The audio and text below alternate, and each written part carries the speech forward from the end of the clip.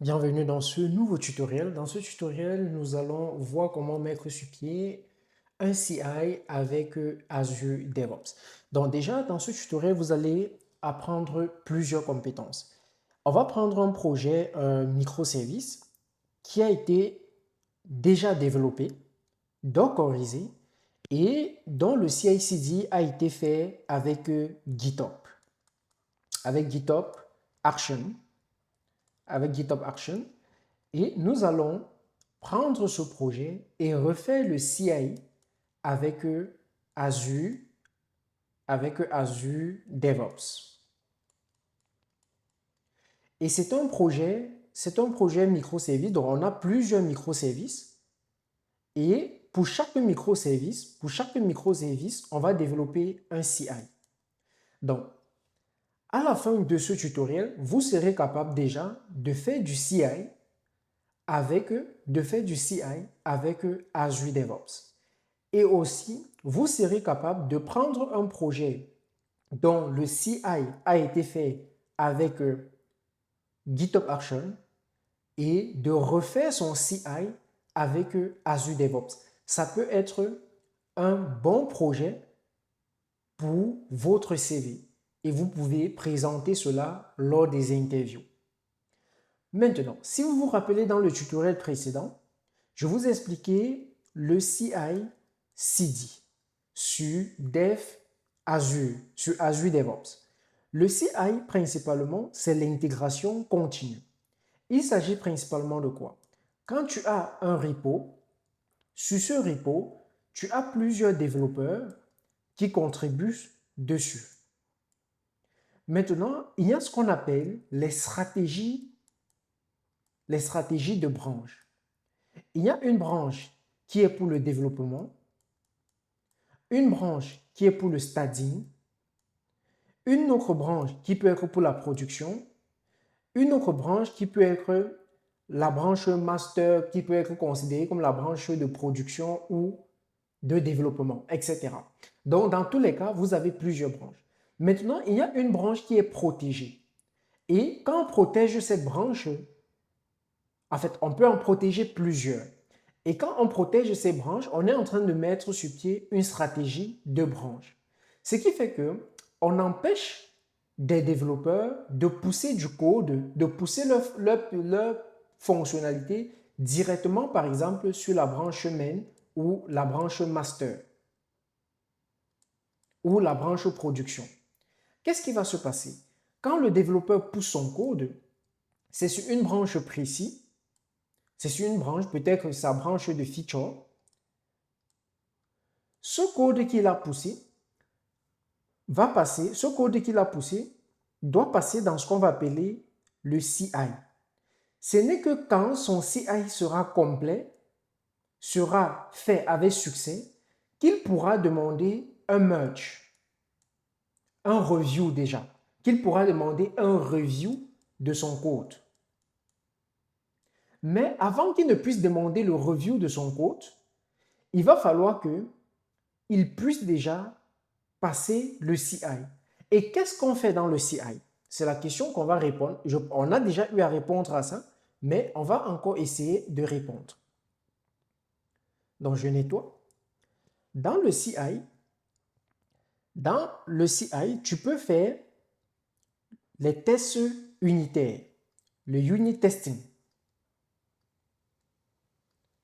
Tu peux lancer les tests unitaires du projet.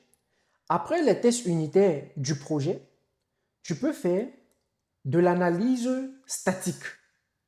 Static analysis. D'accord? Static code analysis. Il y a plusieurs outils qui permettent de faire ça. Ça veut dire, tu vas analyser le code. En analysant ce code, tu peux trouver des failles de sécurité, etc. Il y a plusieurs outils qui permettent de faire cela. D'accord? Donc, on va d'abord lancer les tests unitaires. On peut faire de l'analyse statique du code.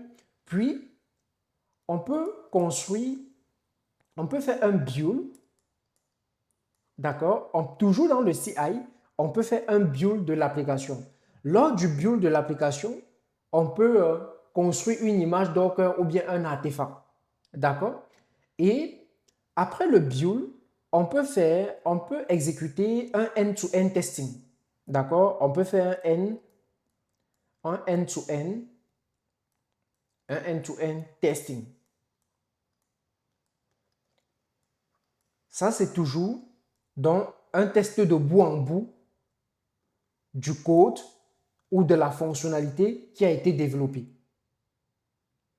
D'accord? Et après ça, si au niveau du build, on construisait juste un artefact, juste ici, après ça, un artefact qui sera utilisé peut-être dans le end-to-end. Après cela, on peut facilement créer une image Docker. On peut créer une image Docker. Une image Docker. Et cette image, on peut la pousser. On peut pousser dans on peut pousser dans un Artifactory. D'accord? On peut pousser dans un Artifactory. Artifactory. Comme Artifactory, vous avez Docker Up. Docker Up, on peut encore dire quoi? Vous avez l'ACR pour Azure, donc Azure Container Registry. Vous avez encore quoi? Il y a aussi pour AWS, d'accord? Il y a aussi pour GCP, etc. Il en existe plusieurs. Mais dans notre cas, on va pousser au niveau de l'ACR. Donc, en gros, voici ce qu'on peut faire dans le CI. Voici ce qu'on peut faire dans le CI. Test unitaire, l'analyse du code, le build, le end-to-end testing, la création d'une image Docker et pousser cette image Docker dans un Artifactory. Donc, c'est ça qu'on appelle le CI. Et quand tout ceci est bon, alors le développeur peut demander à ce que il peut créer une PR, il peut demander à ce que on merge son code, tout simplement, pas qu'il peut créer une PR, parce qu'en faisant ça, il a déjà sa PR, d'accord, il a déjà son pull request. Il peut donc demander à ce que on review son code plutôt, pas qu'il crée une PR, il peut demander à ce qu'on review son code, mais il ne peut demander qu'on review son code si et seulement si il a eu un CI avec succès. D'accord? S'il a eu un CI avec succès, à ce moment, il peut demander qu'on review son code.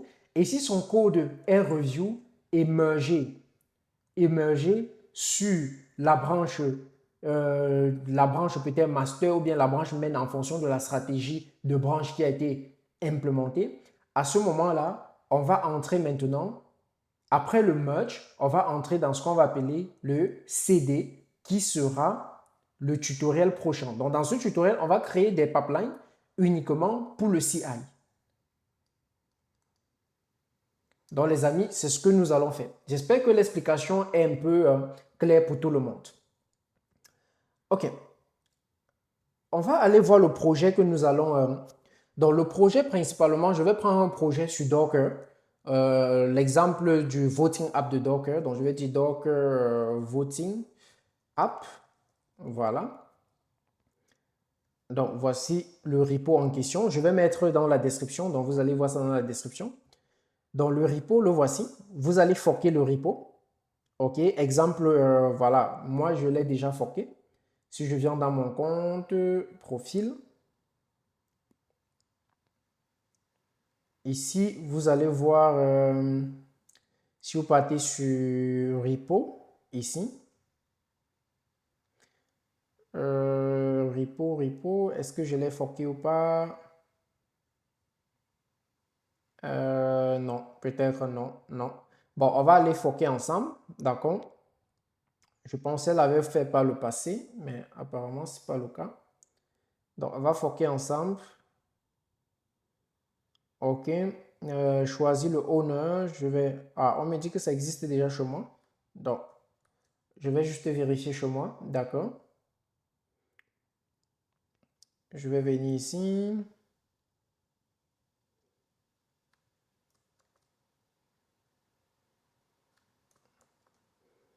Voilà. Donc, oui, ça existe déjà chez moi. Donc, je l'avais déjà forké. OK.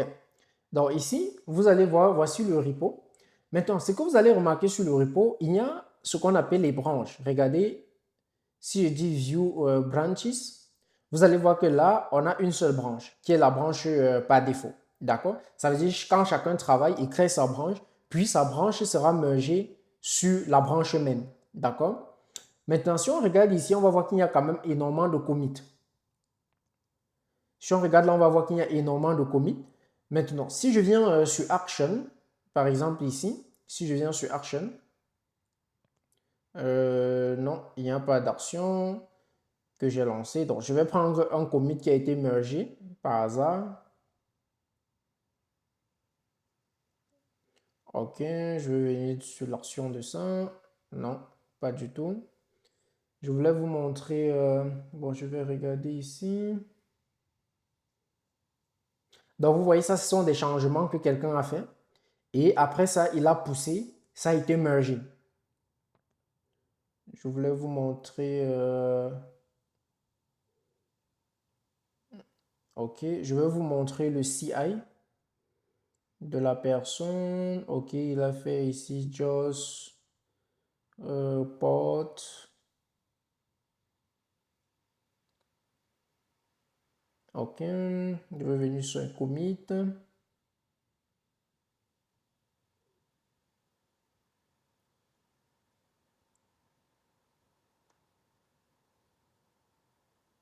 Ah bon, ça a été supprimé. D'accord, ça a été supprimé. La branche a été supprimée dans tous les cas. Je voulais vous montrer ça, mais ça a été supprimé. Ok. Bon, c'est tout à fait normal pour ne pas surcharger le projet pour rien avec des branches inutiles. Donc, ça a été supprimé. Donc, en gros, si on revient dans le projet, vous allez voir quand même qu'il y a beaucoup de contributions. Je vais regarder un pull request qui a été fait. Je vais voir par exemple un pull request ici, testing IAC. OK. Quand je descends sur ce pull request, je vais voir ici que on dit ici qu'il faut qu'on review. OK, ça attend un approve pour ce code. D'accord? Là, ça attend un approve. Pourquoi? Parce que il a fait ces changements. D'accord? Et il est passé par le CI. Normalement, je devais voir son CI ici. This workflow require approval from a maintainer. Donc, ça, c'est pour que le workflow démarre. Donc, ils ont un peu, pour ne pas peut-être surcharger aussi leur process, ils ont fait en sorte que pour que même le workflow démarre, il va falloir qu'on approuve. Donc là, ça n'a pas été approuvé. Donc, vous allez voir qu'il a créé sa PR et à ce moment-là, il faut qu'on valide pour que ça puisse, être exécuté. Mais dans les projets professionnels, ce qui se passe, c'est quand tu pousses ton code, tu fais ton commit, comme par exemple ce commit qui a été fait ici. Quand tu fais ton commit, tu crées ta PR. Normalement, il y a d'abord le CI qui doit s'exécuter. C'est quand ton CI passe que tu peux demander à ce qu'on puisse merger ton code, tout simplement. D'accord? Donc, il faut comprendre que c'est exactement ça. Si le CI ne passe pas, tu ne peux pas demander qu'on puisse merger ton code. D'accord? Donc, en gros, c'est cette application que nous allons essayer de déployer. Si on regarde son architecture ici, son high-level design côté architecture, on va voir que c'est une application un peu architecture microservice. On a, voilà, l'utilisateur est là, il peut voter, il peut voter et le microservice de vote est développé avec Python. Il peut voir le résultat des votes de tous les utilisateurs. C'est développé avec Node.js. Il y a des workers qui récupèrent le vote dans le Redis, comment on appelle ça, dans le serveur cache, d'accord, et renvoie ça au niveau de PostgreSQL. Donc là, on a plusieurs services, d'accord, on a plusieurs services. Donc déjà, les services qui seront développés par les développeurs, c'est Vote, Worker et Result. Donc ça, c'est pas une architecture aussi professionnelle pour ce genre de projet, mais c'est juste un exemple que la communauté Docker propose pour pouvoir manipuler les microservices. D'accord? Donc, on va utiliser cela pour montrer comment donc faire des CI/CD pour ce type d'architecture. D'accord? Donc, si on revient ici dans le projet, vous allez voir que là, on a le worker, on a le vote et on a result. Si je clique sur result, vous allez voir que un peu du JS, donc on sent directement en voyant package .json, on sent directement que c'est quelque chose lié à JavaScript. D'accord? Vous n'avez pas besoin de vraiment connaître au début tous les langages de programmation, comment faire pour détecter, pour savoir que ce projet a été développé avec tel langage. Non, parce que vous allez travailler en collaboration avec les développeurs généralement. Donc, si tu ne connais pas quelque chose, tu dois demander aux développeurs. Maintenant, si tu viens ici, tu vas voir que on a Dockerfile ici. Dans le Dockerfile, tu vas voir, on a un base image qui est Node. Juste pour dire quoi, le base image ici là, toutes ces commandes qui suivent seront tournées dessus. Si je mettais par exemple comme base image Ubuntu, je devais encore installer Node sur Ubuntu parce que c'est une application Node.js en fait. Donc je préfère directement partir sur une base d'une image de base Ubuntu de type Slim tout simplement. Node de type Slim tout simplement, version 18. Donc là, après, on va installer pas mal de choses. Donc on va d'abord faire un update. Ensuite, on va installer curl et Tiny. Maintenant, la question qu'on peut se poser en tant que DevOps, toute personne qui apprend le DevOps, Donald, comment je fais pour savoir que pour le projet, si que les développeurs ont développé, je dois installer curl et Tiny. Avec le temps, tu vas connaître tout ça pour la majorité des applications que tu vas travailler dessus. Mais pour un début, tu vas travailler avec les développeurs et parfois même tu vas lancer l'application, tu vas voir que ça crache en disant que curl n'a pas été installé ou Tiny. À ce moment-là, tu vas venir ajouter. D'accord? Maintenant, ici, on fait un remove. En fait, ce remove-ci là, c'est juste pour avoir une image légère. D'accord? Ce sont des éléments inutiles qu'on peut toujours laisser dans l'image, mais ça va faire en sorte que l'image aura un poids plus considérable. D'accord? Donc, ce sont un peu les bonnes pratiques pour avoir une image donc, légère. Ensuite, ça, c'est le working directory. Toute personne qui comprend un peu Docker doit savoir que quand on veut faire dockeriser une application, containeriser une application, on doit préciser le working directory. Ensuite, ça, c'est pour lancer l'application en local pour le développement. Donc, avec NPM, tout simplement. On copie tous les packages, tout simplement. On met à la racine et on fait un run de ceci là. On fait un run de NPM, tout simplement. On clean le cache, on move les modules pour les mettre ici, tout simplement. Et on copie le reste des éléments. On expose, bon, dans l'environnement, on déclare le port, la variable, cette variable port. On expose le port 80. On a notre endpoint qui est là et on a notre CMD. Vous devez connaître déjà la différence entre un endpoint et un CMD. Bon, je ne vais pas tout expliquer donc ici, si ce n'est pas encore le cas, je vais juste vous envoyer vers le tutoriel que j'ai fait sur Docker si vous ne comprenez pas vraiment ce fichier. D'accord? Donc ça, c'était pour Result. Maintenant, si on regarde le code source de Result, si je viens toujours là, je viens sur Server, vous allez voir qu'ici, on a Express qui est défini et on a le serveur qu'on définit et principalement, on a la base de données PostgreSQL. D'accord? Comme vous avez remarqué sur l'architecture, lui communique avec la base de données PostgreSQL pour avoir le résultat. Et on a mis un async try ici. On a mis un time avec un intervalle, tout simplement. Donc, à chaque fois, il va aller essayer de fetch. C'est un très mauvais design ici, là. Tout développeur vous dira que c'est pas un très bon design ici, là. Mais on n'est pas là ici, là. Ça, c'est vraiment de très grands développeurs qui ont écrit ça. Donc, là, on est là juste pour faire une application de testing. D'accord? Ce n'est pas une application propre pour la production. D'accord? Donc, en gros, c'est ce qu'on essaye de faire tout simplement ici, là.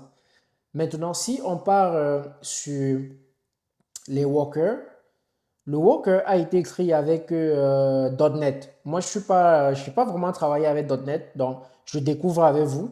Donc ici, je vois OK, ici, ils disent que voilà, from, voilà, donc ça, c'est l'image de base pour .NET. D'accord, donc je découvre vraiment ça avec vous. Je n'ai jamais travaillé avec .NET principalement, mais je comprends clairement le flow. D'accord, je vois des arguments, un écho sur le run, un working directory, un copie de l'ensemble des fichiers qui ont pour extension ceci, un run de .NET. D'accord, un run de .NET tout simplement, une copie, un publish du release et quoi d'autre? From image, app image, donc ça c'est euh, le runtime, le working directory et un copy et un entry point. D'accord? En tant que quelqu'un des opérations, on n'est pas obligé de connaître vraiment complètement comment le langage de programmation fonctionne de A à Z. Il faut juste comprendre la structure, comment le lancer et quelles sont les différentes images qu'on a besoin, par exemple, qui existent pour ce type d'application. D'accord? Et tu respectes juste la structure de cela. Donc, ça, c'est Compose. Ensuite, on va aller, ça c'est .NET, on va aller sur Vote. Voilà, sur Vote, vous allez voir Requirement, Py. On voit que c'est une application Python, hein, donc on n'a pas trop besoin d'entrer dedans. C'est une application Python. Donc, vous allez voir ici, c'est une image Python, même chose que les autres. Vous allez voir que c'est presque la même chose. D'accord? C'est presque la même chose. Donc là, ils sont sur du multi-stage build, si vous avez remarqué, sur du multi-stage build. Mais bon, je ne vais pas trop entrer en profondeur de ça pour ne pas vous embrouiller. Pour ceux qui veulent connaître comment ça fonctionne quasiment, le multi-stage build, vous pouvez aller regarder la formation sur Docker tout simplement. D'accord?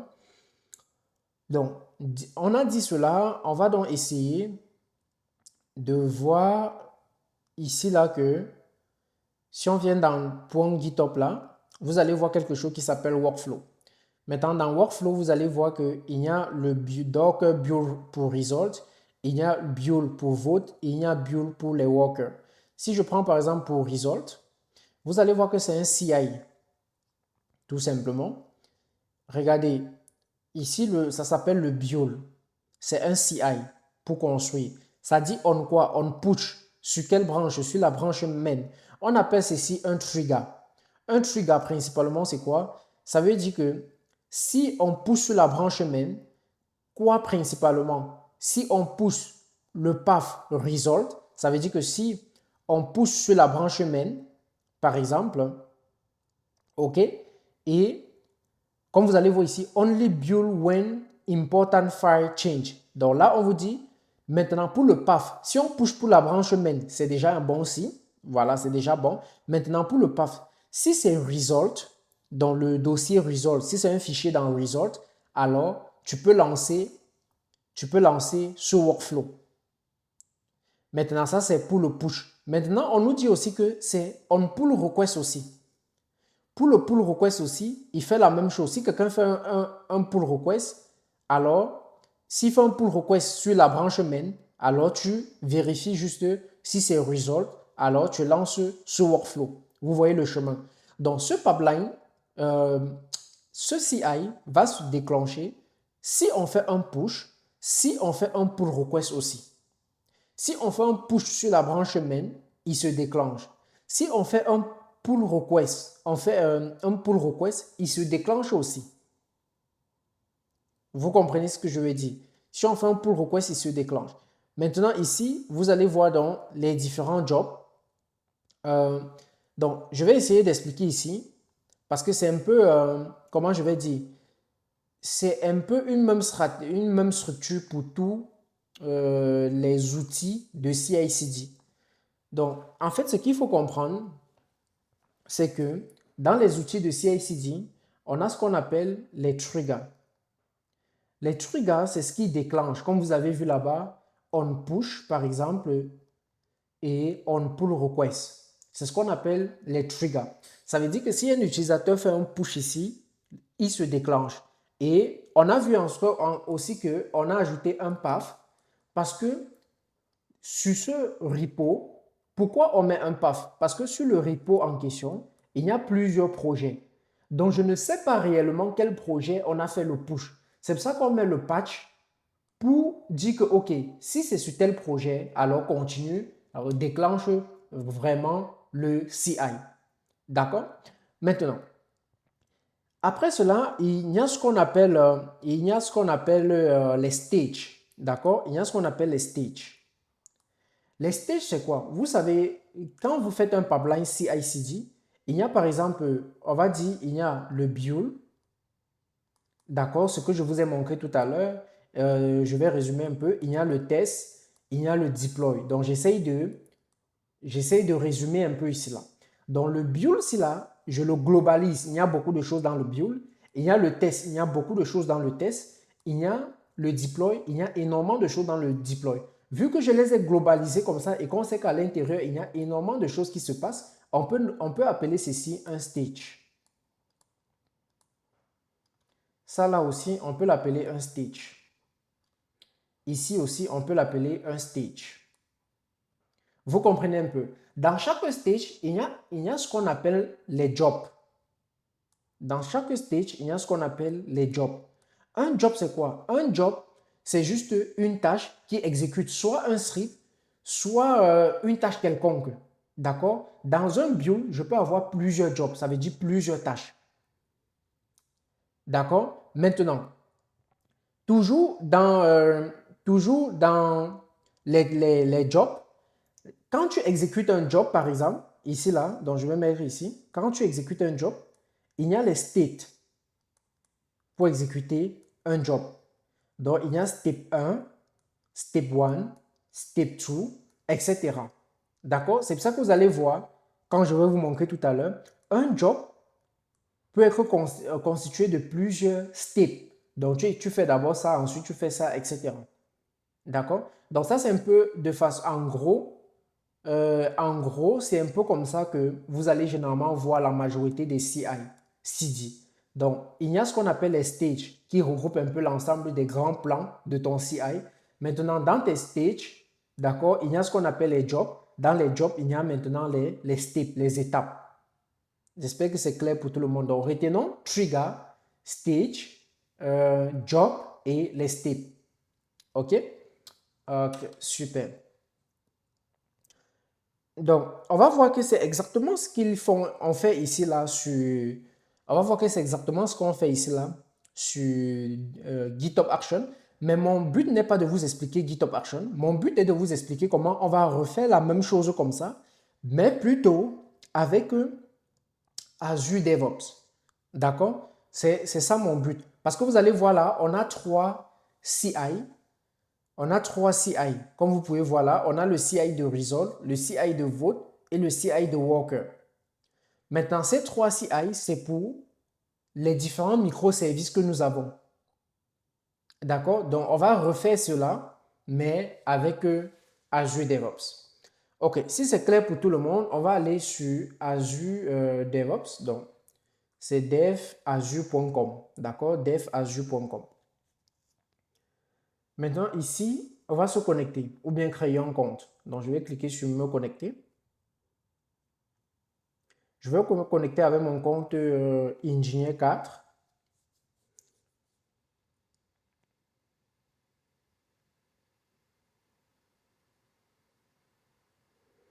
OK, ils me disent enter your PIN to verify. J'avais mis un PIN sur mon compte. Bah, je vais essayer quelque chose, mais je sais pas. Bah oui, j'avais mis un PIN, je savais pas. Donc j'avais mis un PIN, je me suis rappelé du PIN. OK. Donc là, je me connecte. Donc là, ça m'a connecté principalement sur le portail Azure d'abord parce que ça voulait m'authentifier. Maintenant, je vais revenir sur Dev Azure. D'accord? Je reviens maintenant sur Dev Azure. Je vais dire Get started with. J'étais sur Dev Azure, oui. Non. Bon, je vais aller dans Dev Azure à partir du portail, hein. Parfois, ça me dérange un peu. D'accord? Je vais dire simplement Azure DevOps. OK? Je préfère passer par ici, tout simplement. Voilà, je pouvais passer par là. OK, je pouvais passer par là.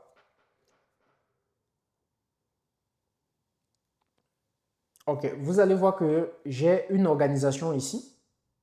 Quand vous allez créer votre compte pour la première fois, j'ai une organisation avec plusieurs projets, comme vous pouvez voir là. Mais ce qu'on va faire, quand vous allez arriver ici, vous allez créer une organisation. Vous n'aurez pas d'organisation, donc vous cliquez sur Create comme ceci. Et là, vous dites Continuer. Et ici, vous allez donner le nom. Je vais dire par exemple organisation. Je vais appeler ça YouTube CI CD. D'accord? YouTube CI CD. Le subscription, oui, je vais laisser ce subscription. Je vais cliquer sur Continuer. Maintenant, we will host your project in. Donc, tu peux choisir ton pays ici. Le pays où voilà, tu veux que ton projet soit hébergé. Donc là, je vais laisser comme cela. Et on me dit que, vous allez voir ici, on me dit que j'ai atteint le maximum d'organisation. OK? Que j'ai atteint le maximum d'organisation. Donc, ce que je vais faire, je vais dire continuer. Ah non, je vais rentrer, je vais supprimer une organisation tout simplement, dont je n'en ai plus besoin. Bon, il y a une seule. Bon, je pense même plus qu'on utilise ça. Donc là, je vais supprimer ça. On n'utilise plus parce que l'entreprise a son propre compte. Donc, je vais supprimer.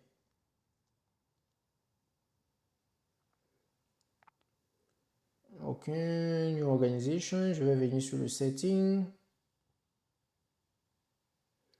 OK, dans le Setting, je vais supprimer. Je vais taper le nom de l'organisation comme ça et je supprime.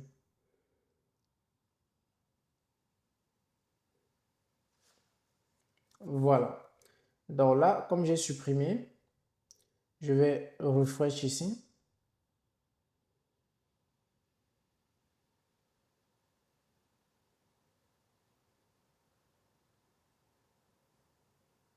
On va encore réinitialiser.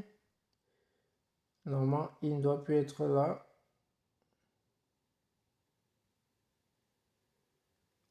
Donc, je vais dire YouTube CI CD.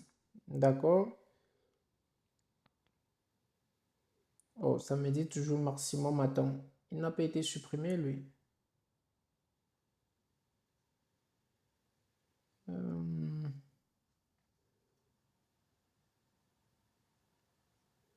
Bon, je pense que c'est encore en cours de suppression. Ouais, comme vous voyez là, ça tourne.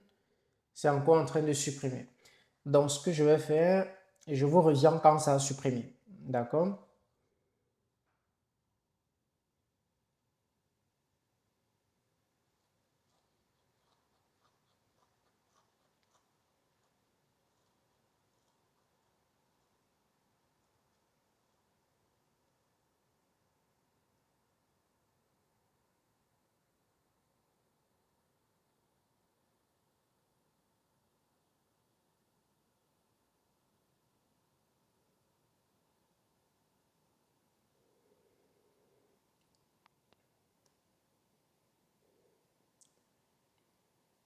Donc, là, je vais aller, je vais dire Azure DevOps, le service.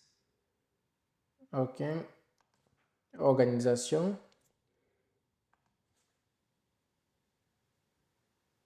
Voilà, nous n'avons plus d'organisation, n'est-ce pas? On va créer un nouveau maintenant.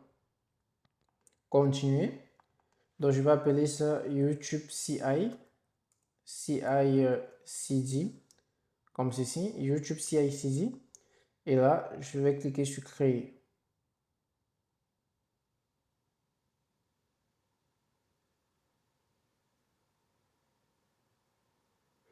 Maintenant, une chose que j'ai omis de vous dire ici dans le CI, que je vais préciser, c'est que dans le CI/CD, chaque stage que vous voyez là doit être exécuté sur un agent ou une machine, d'accord? Vous allez généralement entendre parler de pool, d'accord? C'est un agent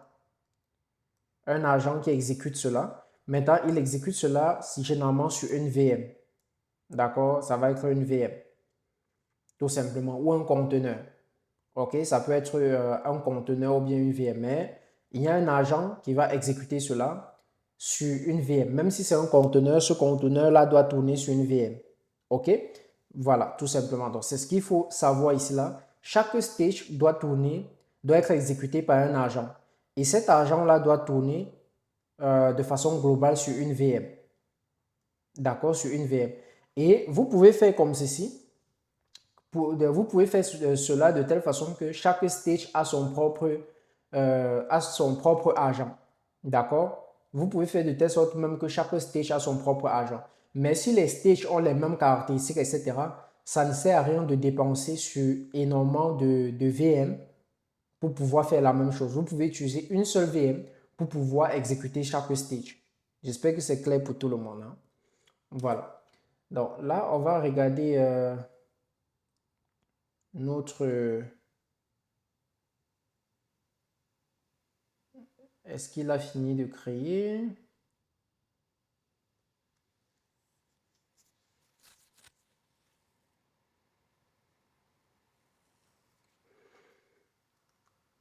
Est-ce qu'il a terminé?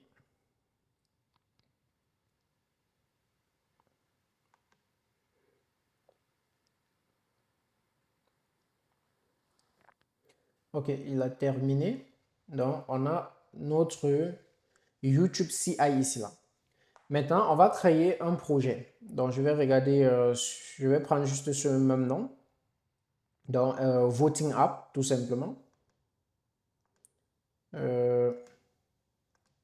Je vais dire Voting Application. Et c'est tout. Maintenant, la visibilité, bon, ça va rester privé. D'accord? Je laisse ça privé. Je clique sur créer.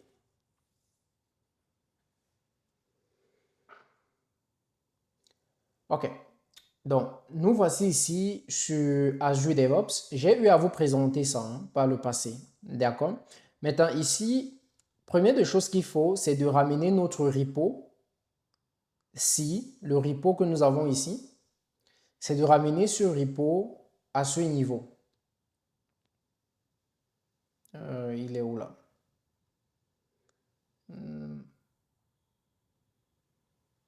Voilà, c'est de ramener notre repo à ce niveau. Donc, je ferme ça. Donc, c'est ce qui nous manque à faire. Je vais voir ici, vous allez voir ici qu'on a repo. Je vais cliquer dessus. Sur repo ici, vous allez voir que vous pouvez cloner depuis votre machine. Vous pouvez pousser un répertoire existant et vous pouvez aussi importer un répertoire. Donc, c'est ce que je vais utiliser, importer un répertoire. Ici, j'ai plusieurs... je peux importer en TFVC si c'est un répertoire de type TFVC ou bien un répertoire Git. Je vais dire Git et je vais passer le lien de cela. Donc, je vais aller ici, je vais copier le lien, je reviens ici, ici, là, et je colle. Est-ce que ça demande une authentification pour pouvoir cloner? Si c'est le cas, vous cliquez là et vous donnez le username et le path, Personal Access Token. Donc, ça veut dire vous partez sur GitHub, vous générez un Personal Access Token, vous donnez votre username ici, par exemple Donald TE, et vous donnez votre Personal Access Token ici, et c'est OK. Mais ce n'est pas le cas chez nous, c'est un repo que tout le monde peut importer. D'accord? Donc là, je clique sur importer. Et on va voir que on est en train d'importer le répertoire chez nous. À ce moment-là, on aura un nouveau repo ici et on peut recloner le repo à partir d'ici dans notre machine et on vient de quitter de GitHub en fait. D'accord? Voilà le projet, il est là. Le projet, il est là. On va voir ici, on va voir notre repo, il est là. Donc ici, on va voir la branche. On va voir que la branche par défaut ici, ça s'appelle Dependbot, etc. Blablabla. On va aller regarder la branche par défaut ici. La branche par défaut ici, là, c'est default. D'accord? C'est la branche par défaut. C'est default. Donc, qu'est-ce que je vais faire? On va changer cela. Donc, regardez bien. On va venir sur branche. Donc, je vais essayer d'agrandir un peu. On va venir sur branche. On va voir que il y a plusieurs contributions ici. Et sur main, je vais cliquer là et je vais dire set as a default branch.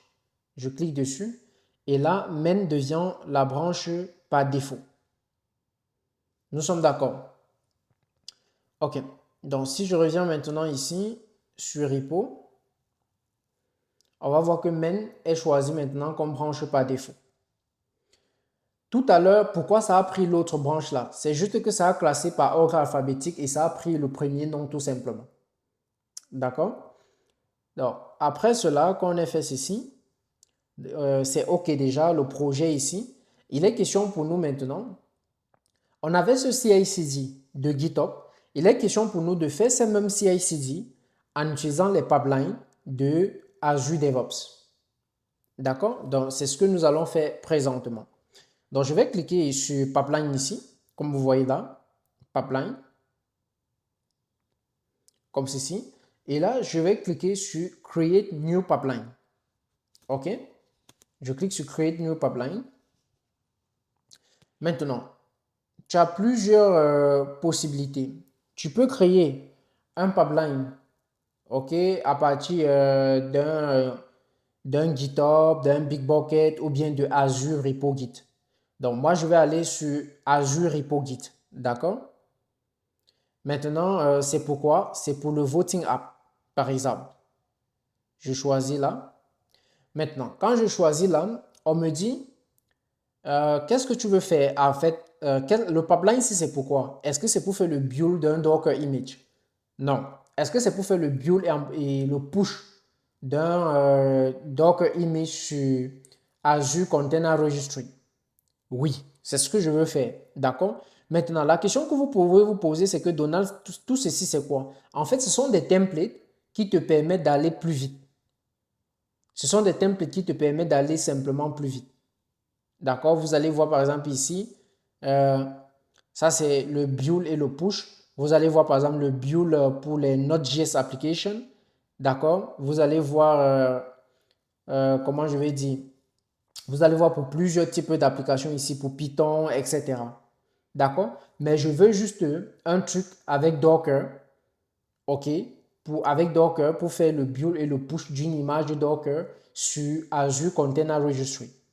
Donc, quelque chose un peu de très généraliste, quoi. Mais si je voulais quelque chose de très spécifique, je pouvais aller entrer dans d'autres éléments plus bas avec vraiment les langages de programmation. Mais je veux rester sur Docker.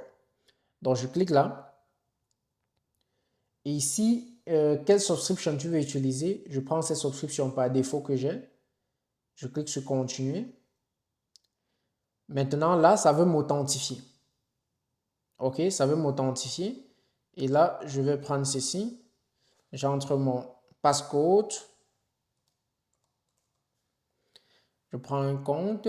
Donc, ça veut, en fait, c'est la connexion entre mon Azure DevOps. Qu'est-ce qui se passe? C'est la connexion entre mon Azure DevOps et mon compte sur Azure, en fait. D'accord? Non, là, il y a eu un problème. Je pense.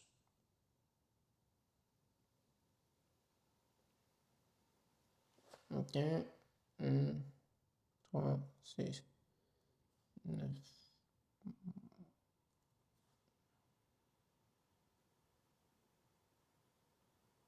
OK, là, c'est bon maintenant.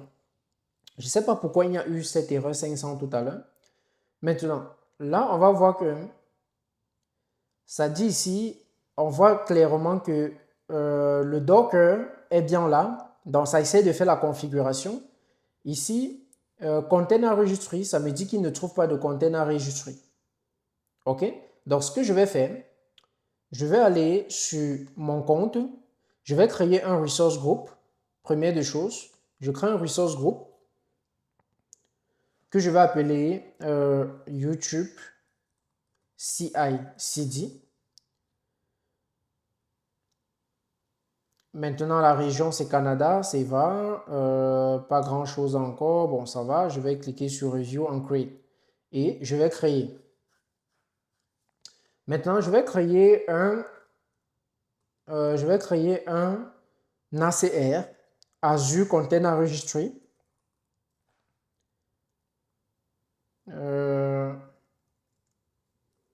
Container Registry. Azure Container Registry. Ok, le voici. Je vais cliquer dessus. Et je vais créer un Container Registry. Maintenant, je vais choisir le resource group qu'on vient de créer tout à l'heure. Celui-ci. Et le nom de ce Container Registry, je vais dire Azure Container Registry. Azure Container Registry. Je vais appeler ça YouTube CI/CD. OK.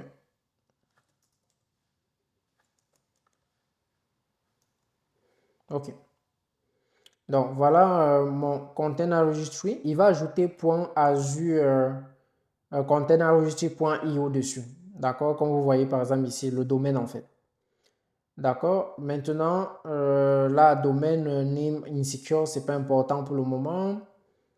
Role assign, ça va. OK? Je vais cliquer sur Review and Create. Et je vais créer.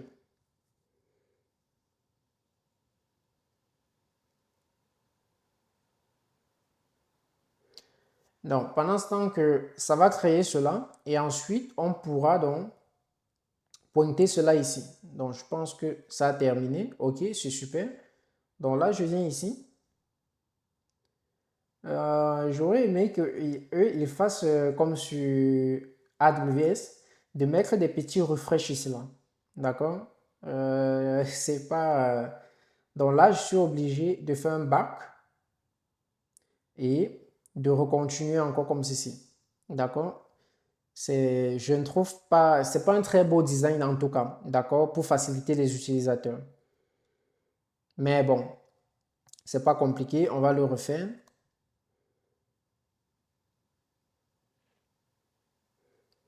Ok, on a encore cette erreur 500. On va refaire.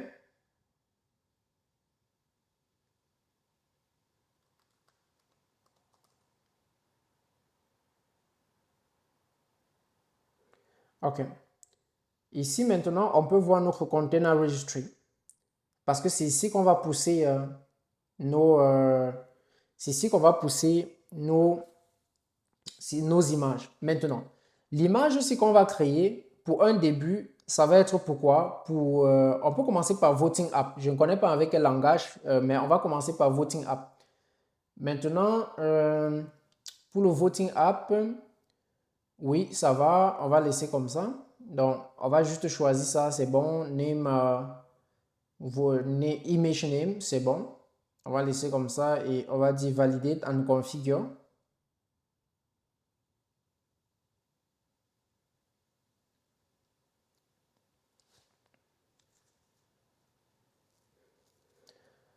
Voilà. Maintenant, ici, je vais modifier ça. Je vais dire voting. D'accord? Donc, ici, comme vous voyez, on a le trigger. On va modifier ce trigger. D'accord? Pour vraiment spécifier pour ce que comme nous voulons commencer avec voting, on va modifier ça pour que c'est quand on pousse sur voting que ce pipeline soit lancé. Ici, ce sont les variables. Vous voyez par exemple ici Docker Registry. Par exemple ici, service connexion. Il y a le token de connexion. En fait, si ça c'est parce que moi je veux pousser sur là, en fait, je veux pousser ça sur le registry qu'on vient de créer. Si toi, par exemple, tu voulais pousser sur Docker Hub, en fait, toi, tu dois commenter cette ligne. Tu vois ce que je veux dire. Maintenant, ça, c'est le image repository. D'accord? Container repository, c'est ça. diffra path, ok, ça c'est result, result, docker file. Ah là c'est pas très bon parce que là la conf que j'ai fait ici, j'ai laissé result ici là. Donc on va d'abord commencer par result, d'accord les amis? Ça a pris result par défaut. Donc je vais mettre ici result. Donc, il faut bien comprendre, c'est ça qui a attiré mon attention.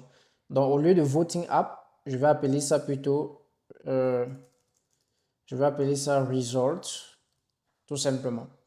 OK? Maintenant, ici, resource, le repo surf, ça veut dire on a notre propre repo. Ça, ce sont les stages que je vous ai expliqué tout à l'heure. On va revenir dessus. Donc, arrangeons notre trigger d'abord. Donc, pour notre trigger ici, pour faire quelque chose de pro, je vais venir sur la doc. Ici, vous allez voir, si je viens là, je regarde le workflow qu'ils ont écrit ici, je regarde pour result. On va exactement faire ce qu'ils ont fait ici. On va exactement faire ce qu'ils ont fait ici. Donc, on va faire sur le pull request et sur le main. D'accord? On va faire sur le pull request quand quelqu'un pousse sur la branche main, sur le pull request aussi. Donc là, je viens.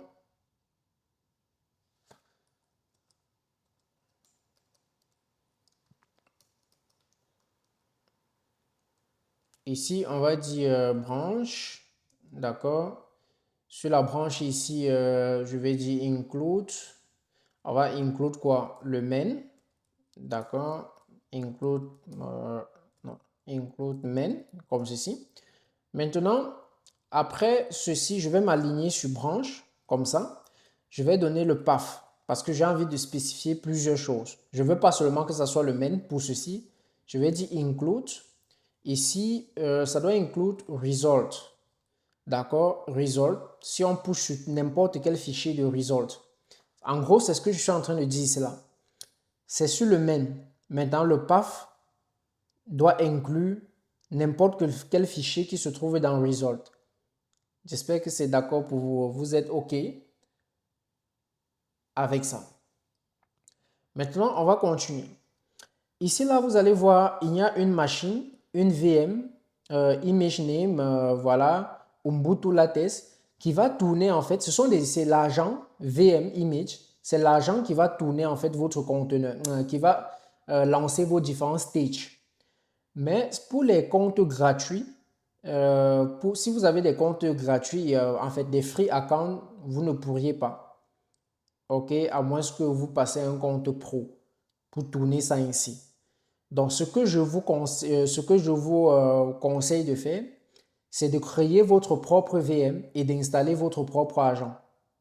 C'est ce qu'on va faire. D'accord? Donc, au lieu de faire ceci, on va plutôt faire ceci. Donc, on va faire pull comme ceci. Donc, on va créer notre propre agent. Donc, pull 2 points. Et on va dire name. Name, on va appeler ça peut-être Azure agent. D'accord? Donc, voilà ce qu'on va faire. Maintenant, pour le stage ici, là, vous allez voir qu'il y a un seul stage qu'ils ont fait. Mais nous allons faire deux stages. Ici, vous allez voir que, bon, on a fait notre pool ici général. Ça, c'est un pool général pour notre agent. On va nous-mêmes créer ça après. D'accord? Ne vous inquiétez pas. On va créer notre propre machine. On va installer notre agent et on va connecter cela ici à notre pipeline. Donc ici, le stage, on a le stage build, display name, build and push. Bon, là, je vais juste dire que le premier stage, ici, c'est pour le build. Le job, c'est build. Ici, voilà, c'est build, pull image. Donc, je vais enlever ceci. D'accord. C'est bon. Donc, parce que je veux tourner tout ça uniquement sur cet agent. OK? Parce que là, bon, il faisait appel à l'agent qu'il a défini plus haut là. Donc, ce que je peux faire, bon, je peux juste appeler cet agent ici. Ouais, donc je peux juste l'appeler ici, comme ceci. Donc, la différence entre les deux. Donc, VM image, donc juste ça que j'ai déclaré ici, tout simplement, pas l'enlever. OK? Maintenant, oui, ça c'est le truc, step.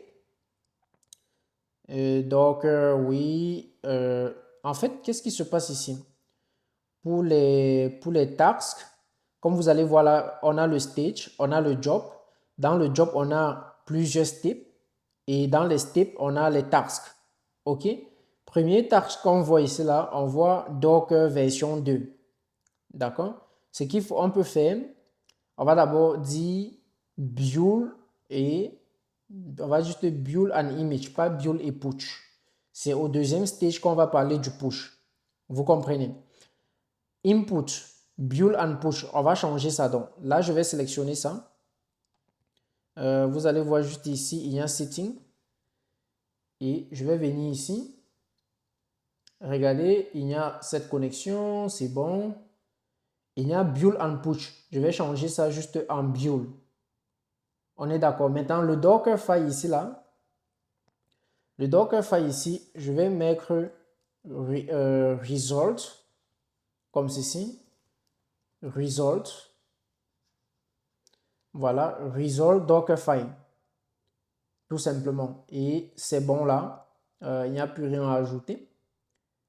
Et vous pouvez juste faire add comme ça. Et c'est tout. Donc, là, on a Docker, voilà, on a ça, build, ceci. Vous allez voir maintenant result et ça, c'est bon. D'accord? C'est plutôt le build. Ce n'est plus le build and push. Donc, ça, c'est le stage 1. Je vais copier juste ça pour faire le stage 2.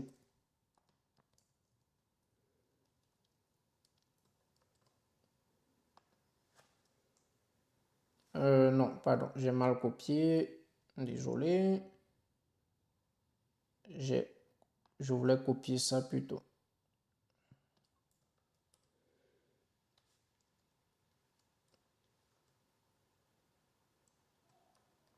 OK.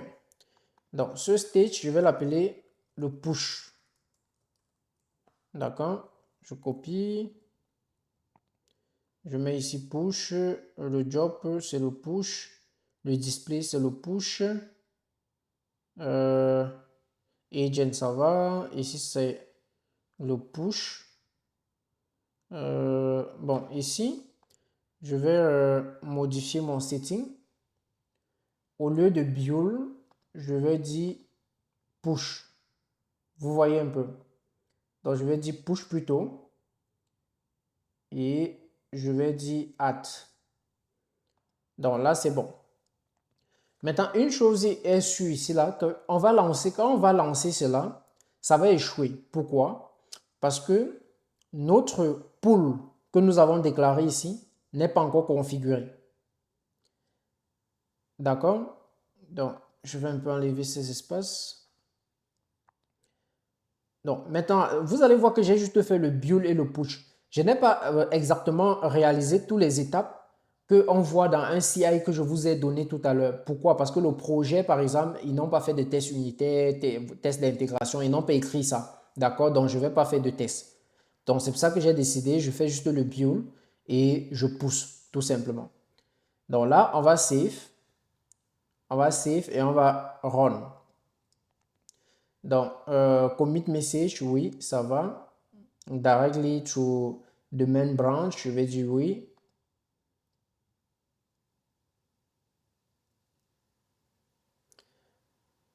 Voilà, on voit que ça a échoué. Si on regarde pourquoi, ils nous disent à la ligne 26, colonne 5, et mapping was not expected. Donc là, je vais regarder le truc. Je vais cliquer ici. Je vais cliquer sur modifier le pipeline. À la ligne 25, n'est-ce pas? À la ligne 25. Est-ce que c'est pas bien écrit ça? Oui, c'est bien écrit, mais je pense que il dit juste que le mapping n'a pas été trouvé, donc cet agent n'a pas été trouvé. Je pense que juste que l'erreur n'est pas très descriptif. et mapping was not expected. Ils disent plutôt que le mapping was not expected. Donc, c'est une différente erreur plutôt. Donc, on va revenir.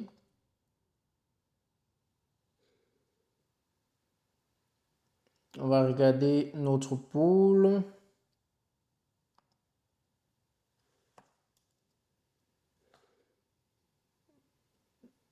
OK.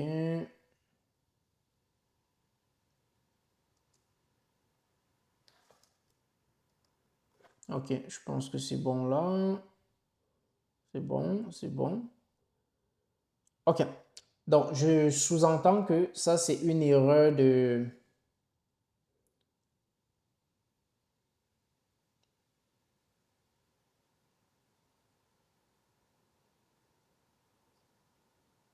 OK, les amis, donc j'ai vu le problème. On va modifier le pipeline.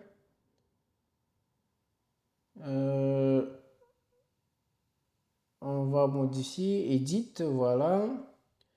Donc, déjà, le problème ici vient du fait que pool est dans la variable. Donc, c'est juste ça.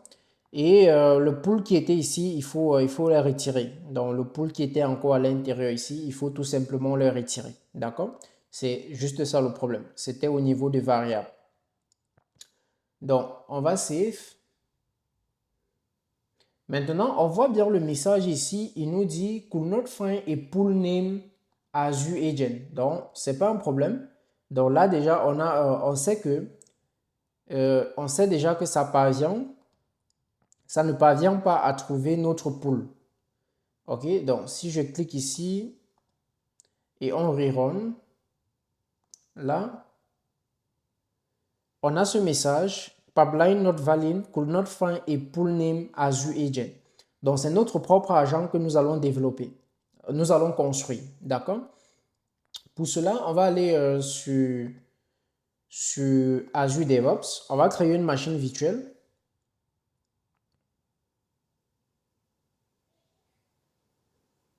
Non, on va cliquer sur plus. On va créer une machine virtuelle.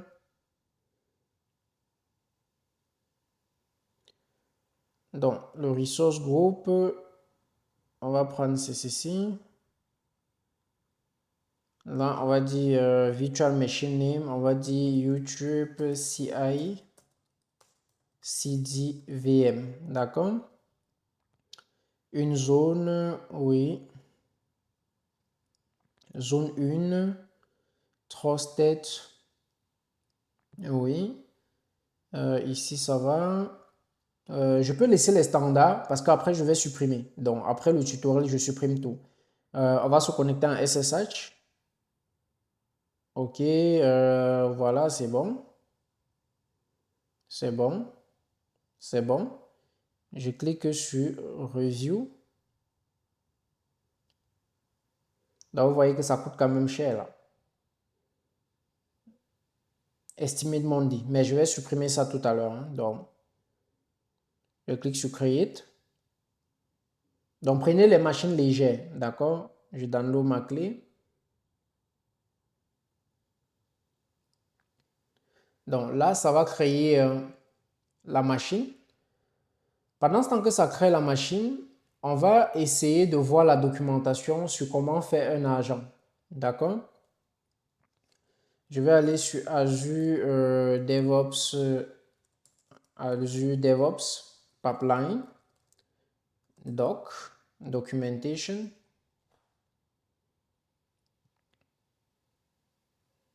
Azure DevOps Pipeline Documentation. Et ici, je vais chercher Manage Agent pour suivre. Je n'ai pas les étapes en tête. Je crois que c'est ça ici. Je vais chercher, ça s'appelle souvent quoi là? Self-hosted.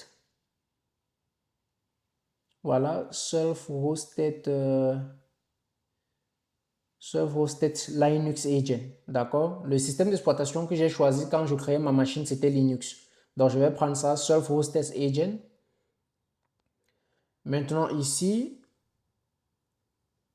OK, il y a les étapes. Self-hosted Agent, il y a des étapes qu'on va suivre. Check prérequis. Ok. Check prérequis. Donc, il nous dit tout ce qu'il faut. Prepare. Ok. Permission. Ils nous disent d'aller dans Azure DevOps. On part dans Organization Setting. Dans Organization Setting, on va voir Agent Pool. D'accord? Dans Agent Pool, on select a pool. On va sélectionner une pool. Oui, on clique Security. Ok, Agent Pool.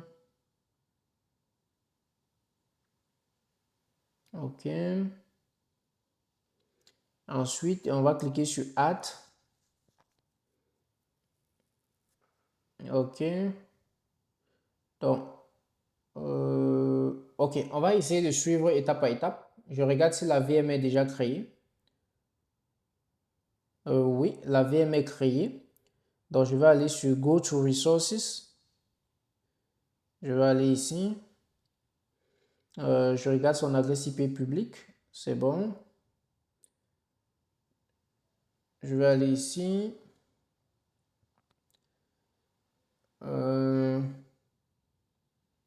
Je vais me connecter en SSH. Je vais faire SSH -i. La clé se trouve dans l'autre.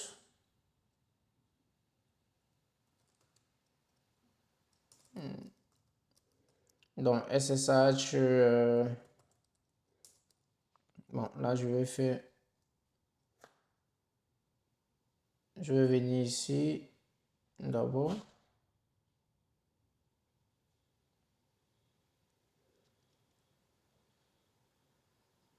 Ok, je vais faire CD download. Ok. Maintenant, PWD. Ok. Donc, ici, si je reviens là, je vais faire SSH Azure. Le nom d'utilisateur, c'était même quoi? Je crois que c'est Azure User généralement. Azure User. J'ai pas regardé le nom d'utilisateur, mais généralement, c'est ça. Et ici, j'ai ma clé qui doit se trouver quelque part ici. D'accord? Comme j'ai téléchargé, donc là, je fais ça, YouTube. Voilà, dans YouTube CICD key.perms et je peux taper entrée. Je vais dire yes. Donc, les amis, je suis connecté. Donc, je vais dire sudo apt update. C'est la première chose qu'il faut faire quand vous avez une machine, une nouvelle machine. D'accord?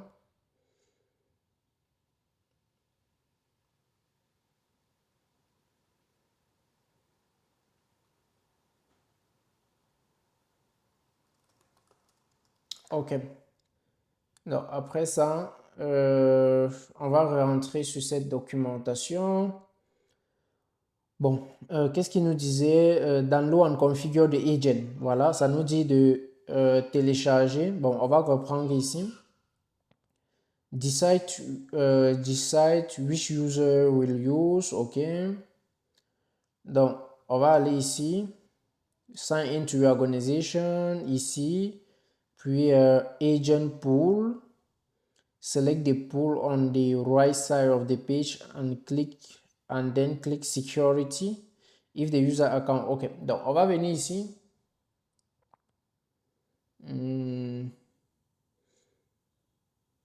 Ok. Donc, je pense que ça doit être ça ici. Ok. Je vais regarder Agent Pool. Le voici. Maintenant, là, on a différents agents. Par exemple, je vois Azure, Pipeline, etc. Donc, ce que je vais faire, je vais add un pool. Je vais add un pool. Comme ça. Je vais dire new. C'est serve hosted. donc par moi-même, que je vais appeler agent Azure. Je ne sais pas si j'avais dit Azure Agent plutôt, je pense. Azure Agent, je vais dire juste my own Azure Agent. Donc, on développe notre propre agent, tout simplement. Je vais lui donner toutes les permissions au pipeline. OK. Je clique sur créer. Donc, là, c'est moi qui ai créé ceci. Ensuite, je vais cliquer dessus comme ça. OK. Donc, là, je vais venir ici, je vais dire New Agent. OK. Donc, quand je clique sur New Agent, je suis sur le cas de Linux plutôt. OK. Je suis sur le cas de Linux. Oui, c'était mon architecture ici, le x64, si je me rappelle bien. Donc, il faut faire très attention. Voilà, il faut savoir quelle architecture tu as choisi quand tu créais ta VM. Maintenant, ici, je vais commencer par copier ça. D'accord. Bref, download the agent, je peux d'abord télécharger l'agent. Donc, avant de télécharger l'agent, je vais prendre cette première commande. Je vais venir ici, je colle. OK.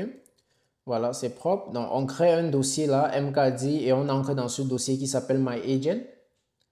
Et ensuite, on va télécharger l'agent. Donc, je copie ça.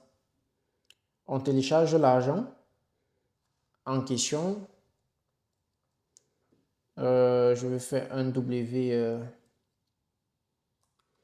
wget comme ça.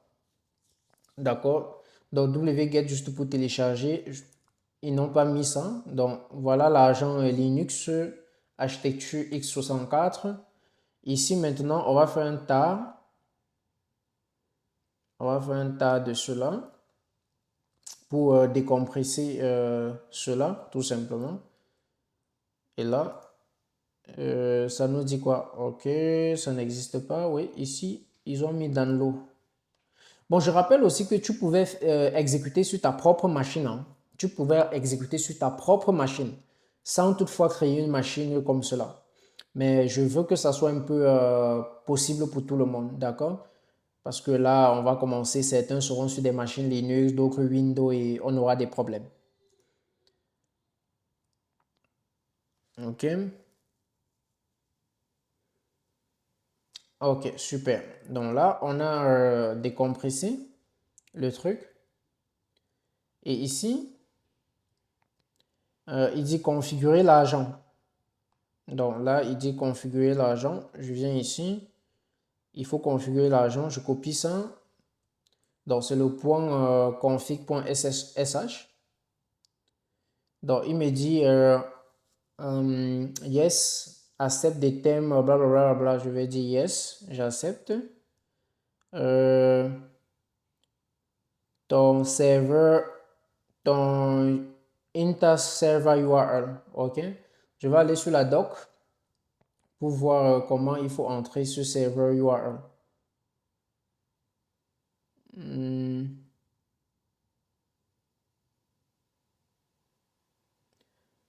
Server URL, on me dit que c'est ça et le nom de mon organisation ici. Donc, si je viens ici, je copie ça, je mets ici. On regarde le nom de mon organisation ici. Le nom de l'organisation, ça s'appelle YouTube CI/CD. Ce n'est pas Voting App, mais c'est YouTube CI/CD. D'accord? Donc là, je vais dire YouTube CI/CD. Ça, c'est mon serveur URL. Et je vais mettre ça ici. Je tape Entrée. Maintenant, il me demande mon Personal Access Token. Donc, on va aller, je vais vous montrer. On va créer un Personal Access Token. Donc, je vais faire def Azure. J'entre ici. Je vais aller sur mon profil. Donc, je n'ai pas voulu fermer l'autre page. D'accord? J'entre sur mon profil. Bon, j'entre d'abord sur cette organisation, sur ce compte. mon profil, non, ou bien ici, voilà, plutôt ici, pas mon profil directement, mais ici à côté, User Setting. Je descends ici, vous allez voir Personal Access Token, je clique dessus. Je clique sur New. Je vais appeler ça Azure Agent. Azure Agent. Pour 30 jours, je donne Full Access. Voilà, ne faites pas ça sur un projet sérieux, d'accord? Ne faites pas ça sur un projet sérieux. Essayez de lire et de donner vraiment les permissions nécessaires, d'accord? C'est juste que, bon, on s'en fout un peu pour le tuto. Et après, on va supprimer. Donc là, je clique sur Create. Je copie mon truc et je viens ici. Et je donne cela ici. Non, avant ça. Et il me pose d'abord la question que je tape entrée pour ancrer le Personal Access Token. Donc là, je tape entrée et je copie le Personal Access Token, je mets là et je tape entrée maintenant.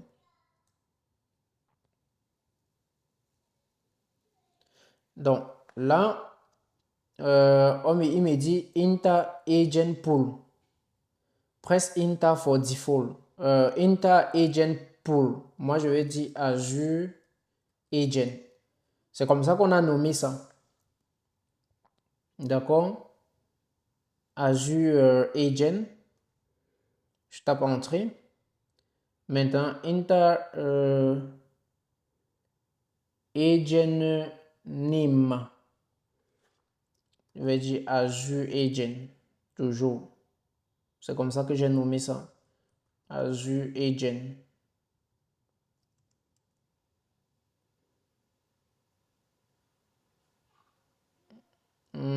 Maintenant, ils disent Enter Work Folder. Pour tester la connexion, je vais taper Entrée. Il dit Save. OK. Donc, là, Successful Added the Agent. Maintenant, on va tester la connectivité pour voir si l'agent fonctionne. Donc là, je vais venir ici. OK, on était ici.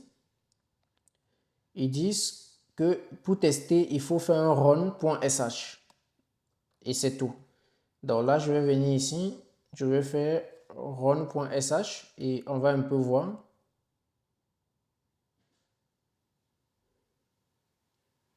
Connexion, connecting to the server. On voit listening job. Ça va plus se connecter au serveur. Ça attend des jobs et il n'y a pas encore de job. D'accord? On va laisser comme ça. Et on va venir ici. On va fermer ça.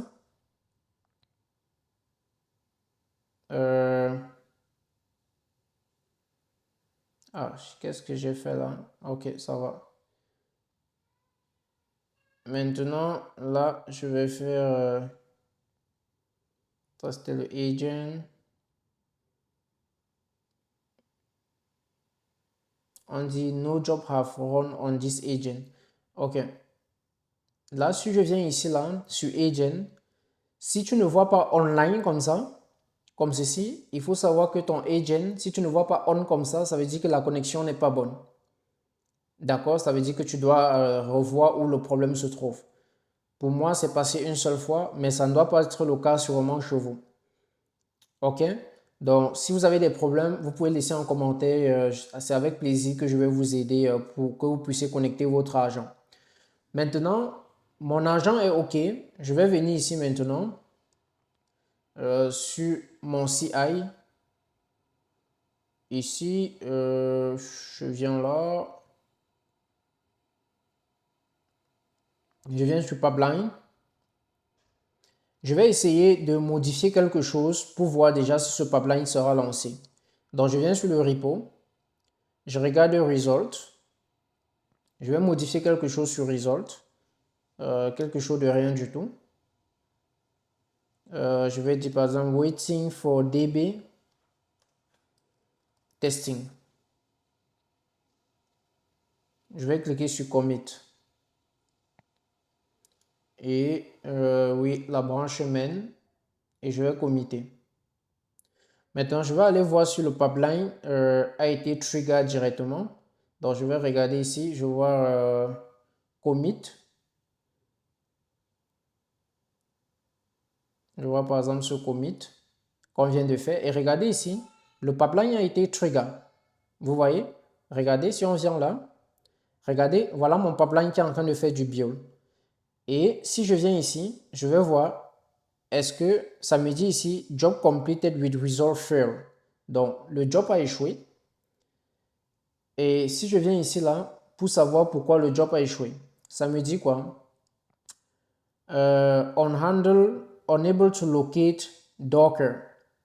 Ça veut dire tout simplement que il a voulu exécuter mon build. Il s'est rendu compte qu'il n'y a pas Docker sur ma machine. D'accord? Donc, qu'est-ce que je fais? Donc, mon agent n'a pas Docker. Je vais venir ici. Je vais arrêter. Je vais arrêter ici. Et je vais installer Docker. Je vais dire sudo apt install docker.io. D'accord? Je vais dire yes. Donc là c'est ce qu'on remarque. Donc, ça a vraiment voulu exécuter, construire, faire le build de l'image, mais ça a remarqué que mon agent a remarqué que je n'ai pas Docker sur la VM. D'accord? Donc, à ce moment-là, la chose à faire, c'est d'installer Docker. OK. J'ai installé Docker. Je vais ajouter le user Azure User pour qu'il puisse avoir accès voilà, à Docker sans problème. Je vais dire sudo user mode modify ajout dans le groupe de Docker l'utilisateur Azure User. D'accord? Et c'est bon. Là, je vais faire sudo systemctl restart Docker. OK? OK. Donc, je vais dire encore sudo systemctl statue de Docker.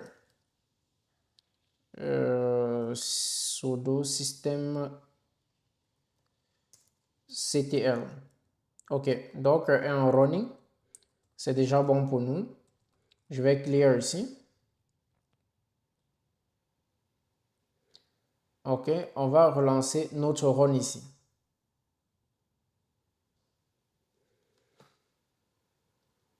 Là, ça se connecte. OK.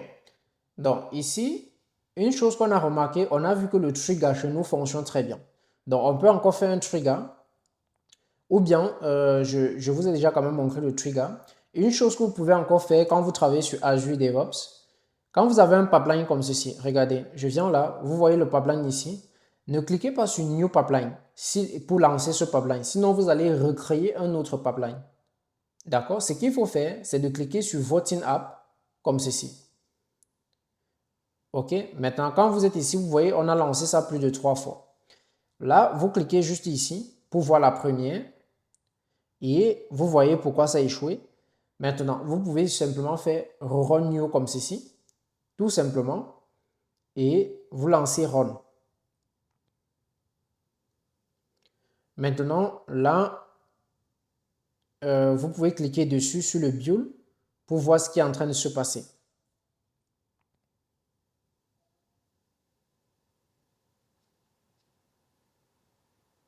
Donc là, on voit que le build est en train d'avoir lieu. Et si on regarde ici dans le conteneur, on voit qu'il y a le job build qui est en train de s'exécuter. Le job build a terminé avec un result de fail. On va regarder pourquoi. Donc en gros, c'est comme ça qu'il faut travailler. Si je clique dessus pour voir pourquoi, ils disent deprecated legacy builder is deprecated will be removed in the future release. Permission denied. Donc j'ai un problème de permission. J'ai un problème de permission ici pour exécuter, pour avoir accès au Docker SOC. OK? Et c'est ce que je voulais éviter. Donc, je vais encore revenir ici. Je vais faire... bon, j'ai bien donné. Attendez, on regarde.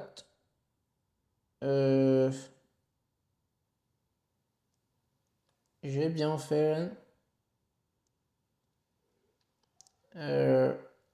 Azure User. C'est bien Azure User, n'est-ce pas?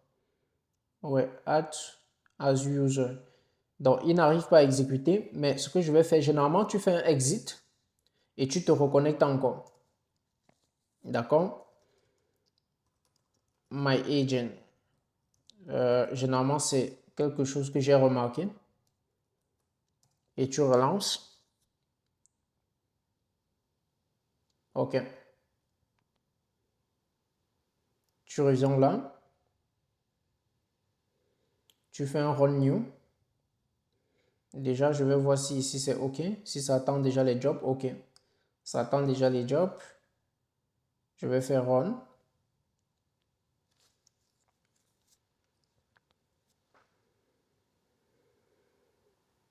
Donc, on va voir si il parvient à avoir accès au conteneur, à Docker, en faisant le build. Donc, je vois, il fait un pull de Docker Node. Donc, il a accès. Donc, vous avez vu, c'est juste ce problème-là. Donc, il faut ajouter, sinon vous aurez ce problème-là. Et après avoir ajouté, si vous continuez à avoir ce problème, vous faites juste un exit avant de vous reconnecter pour qu'il puisse prendre cela en compte, en considération. D'accord? Donc, après avoir construit notre propre agent, on voit que le build s'exécute très bien. Donc, on voit que notre CI fonctionne ici.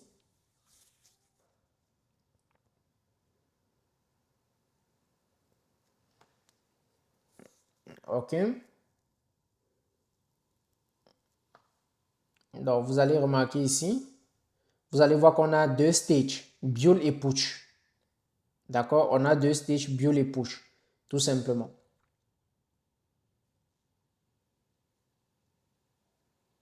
OK, celui-ci a terminé. Donc, on est sur ce stage maintenant pour pousser. Donc, si on regarde ce stage, on va voir, est-ce que ça a poussé l'image? Oui, l'image a été poussée. Maintenant, si on vient sur ici, je regarde le registry, container,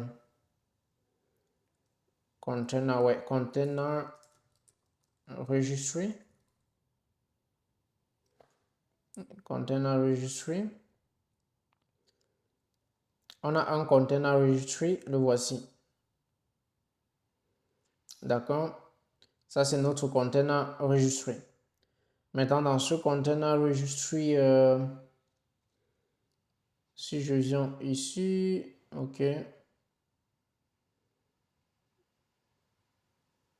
Repository. Vous allez voir Resolve App ici. D'accord? Vous allez voir Resolve App. C'est l'image qui vient de pousser. D'accord? Et Resolve était développé avec Node.js. Donc, ça, c'est une image Node.js. Vous voyez un peu. Super. Donc, ça, c'est le CI qu'on vient de faire. Maintenant, on va faire de même pour les autres. Et là, ça devient maintenant plus simple parce que là, vous avez votre truc qui fonctionne très bien. Voilà le pipeline qui fonctionne très bien. Maintenant, si vous venez sur la liste de vos pipelines, ici, vous allez voir ce rouge-ci, ce vert, oui, ce vert. Et là, si vous venez ici, voilà, vous voyez, voilà le vert en question. OK? Donc, si je viens sur pipeline, run pipeline, voilà, c'est ça. Sur run pipeline, vous allez voir que là, ça a échoué, là, ça a échoué, là, ça a échoué, et là, c'est du vert. Donc, c'est déjà bon pour nous. D'accord? Donc, maintenant, il faut faire de même, créer un nouveau pipeline, mais cette fois-ci, ce pipeline ne sera pas pour Voting App, mais ça sera pour les autres applications. D'accord? Donc là, si je viens sur repo, ici, je descends ici, je vais vous montrer quelque chose. Regardez ici, vous allez voir Azure Pipeline Result. C'est le pipeline en fait que nous avons écrit. D'accord? C'est ce pipeline que nous avons écrit. C'est la même chose qu'on va faire pour le reste. Donc, je vais juste copier, prendre des éléments ici pour compléter le reste. Vous-même, vous pouvez faire ça. Donc, la seule chose qui va différencier ici, c'est ce niveau-ci là. Il va avoir plutôt result, vote ici là, autre. Donc, je fais ça rapidement avec vous. Donc, je fais ça rapidement. Je viens ici, pipeline. D'accord. Voilà, on a un pipeline. Je vais dire new pipeline. Je vais dire à partir d'un fichier YAML. Voting app. Ouais.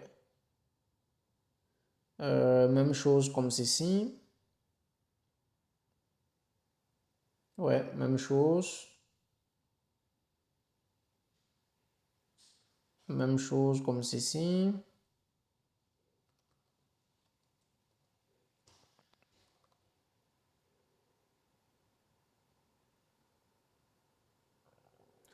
Ok, container registry, c'est ça. Maintenant, image.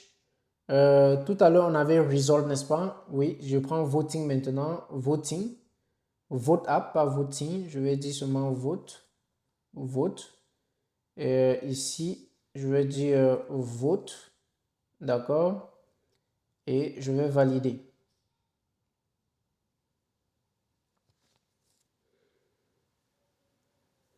D'accord? Donc ici, je vais essayer de modifier un peu ça rapidement. Donc pour aller un peu plus vite, je vais ouvrir mon pipeline ici, repo. Je vais aller sur repo ici. Je vais prendre l'autre pipeline qu'on a développé tout à l'heure. Donc je vais copier certains éléments comme le trigger. D'accord? Pour vite aller. Je vais mettre le trigger ici. Donc là, on a, au lieu de result, je vais dire vote. D'accord? Maintenant ici, serve c'est bon. On a vote. Vote app c'est bon. Ici, on aura plutôt notre pool. Comme ceci, qui va s'appeler Azure, Azure Agent. Et qui ne doit pas être dans les agents, dans les variables. D'accord? Maintenant, pour les stages, je vais juste copier un peu mon stage, les stages que j'ai ici. Ces deux stages-là. Comme ça. Et je vais mettre ici.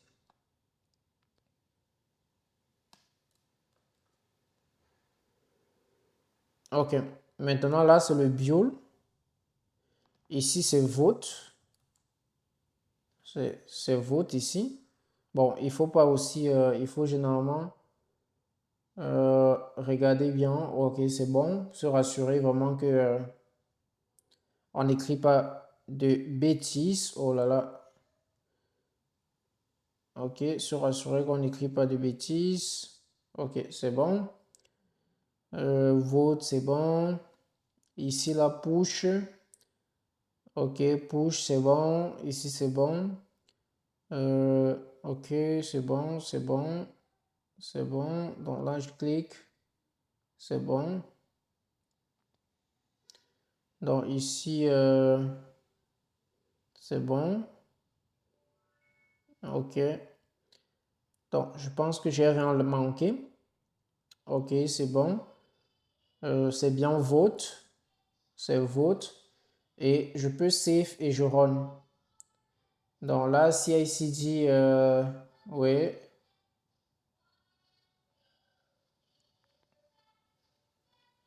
Donc ça, c'est le pipeline maintenant pour...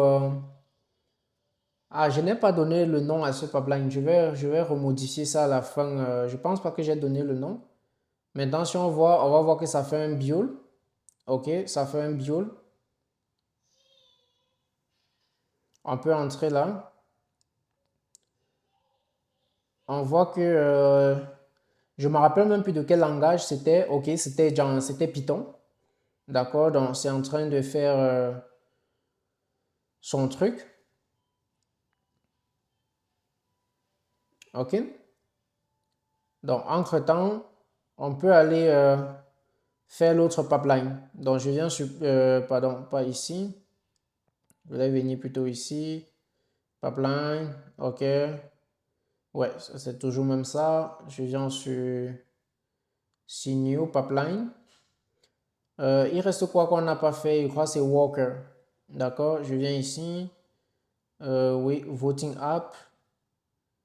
Je prends ça. Donc, on a 3 pipelines à créer.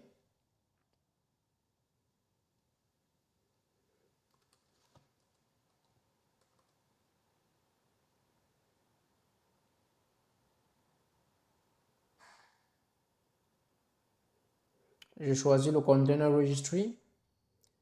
Je valide. Bon, non, pas ça. Ici, c'est Walker. D'accord. Je clique sur Valider. OK, donc ici, je vais modifier ça. Je vais appeler ici Walker. D'accord. Et là, ici, c'est Walker. Ici, ça doit être Walker App. D'accord. Maintenant, ici, le pool, on va mettre notre propre pool qu'on va appeler Azure Agent. Donc, là, c'est bon. Et là, c'est bon.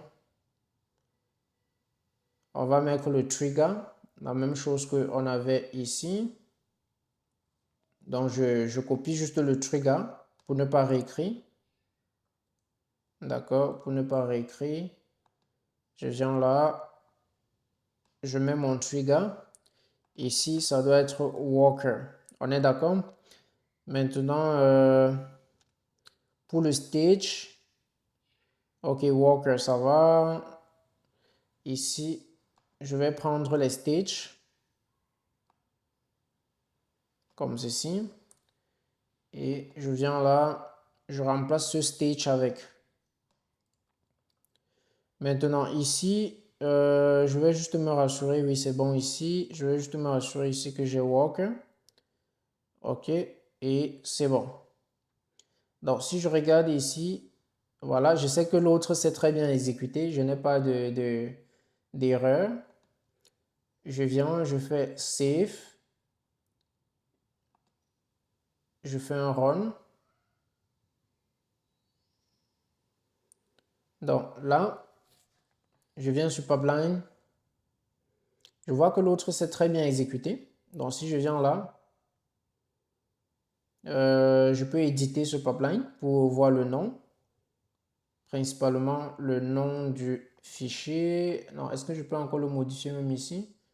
Non, je vais aller modifier dans le code directement. Donc, ce pipeline ça doit s'appeler plutôt, il doit avoir un autre nom. D'accord? Il doit avoir un autre nom. Il doit avoir un autre nom, tout simplement. Donc, on voit que celui-ci a échoué. On va regarder pourquoi. Le CI a échoué. Donc, on va regarder ici pourquoi. OK, il nous dit que from platform, build platform, etc. Blablabla. On va un peu regarder l'image de ça. Je regarde Walker ici. Je regarde son image. Et ici, plateforme égale build, blablabla. Plateforme peut prendre quelle valeur? Il peut prendre Linux ou bien ça. Ok, je vais remplacer ça par Linux. Éditer.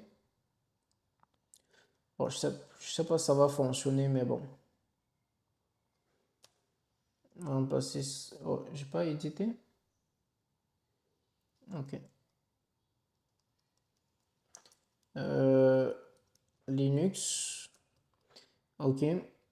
C'est bon là. C'est bon, c'est bon. Maintenant. Ok, self-container.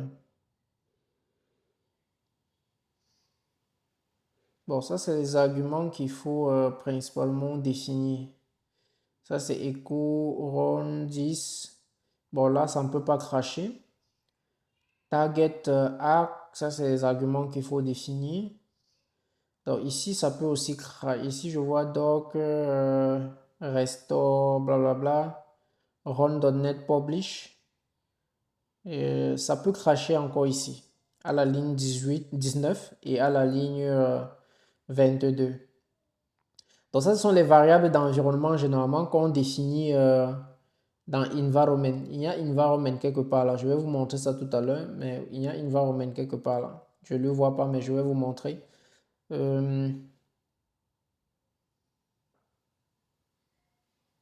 Restore 10. Ok, je vais committer. On va voir si on aura le problème. Ou pas. Donc, on va voir si ça trigger automatiquement. Ouais, ça trigger. Donc, on voit que ça trigger. Donc, on voit bien que notre CI, c'est notre CI, a bien trigger à ce niveau.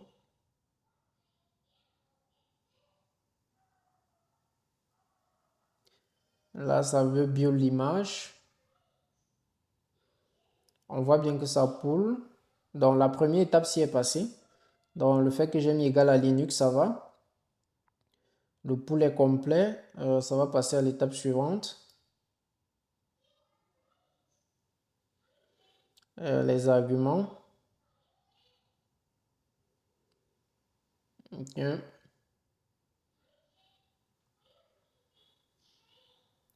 Donc là, ça a craché encore. Donc pour que tu puisses voir le result du crash, tu dois attendre que ça termine le stage. Donc là, on va descendre. Donc, target, ouais, comme je vous ai dit, j'étais sûr que ça devait échouer à ce niveau-là. Parce que j'ai vu ça venir. Donc ici, je ne sais pas vraiment, je vois restore.a sur 7. Bon, je ne sais pas trop ce que la variable, si j'enlève, va causer, mais on va essayer de l'enlever. Ici aussi, sur cet environnement précis.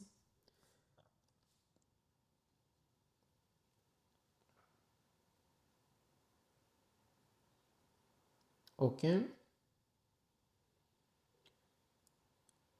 Donc, on va voir ce que ça montre là maintenant.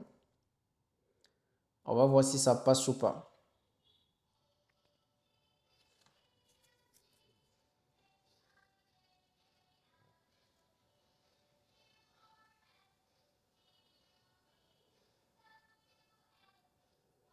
Donc là,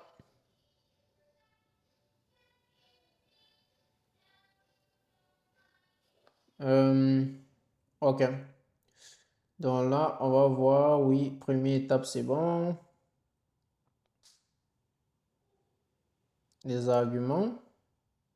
Ouais, .NET Restore. Le restore, c'est passé. Le restore est passé. OK, maintenant, c'est le publish maintenant. On va attendre le publish pour voir.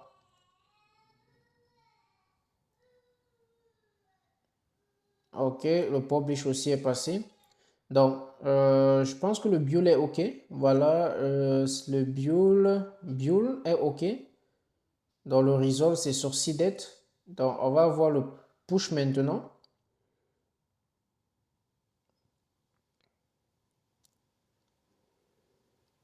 Donc là, c'est le push.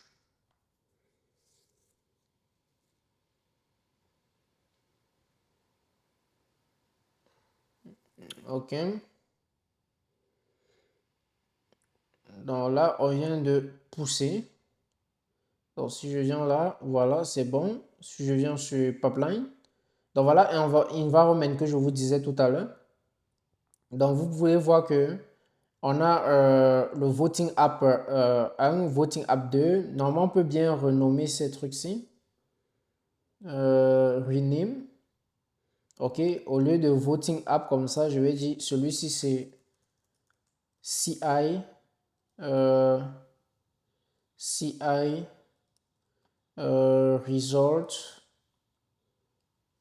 result app. D'accord?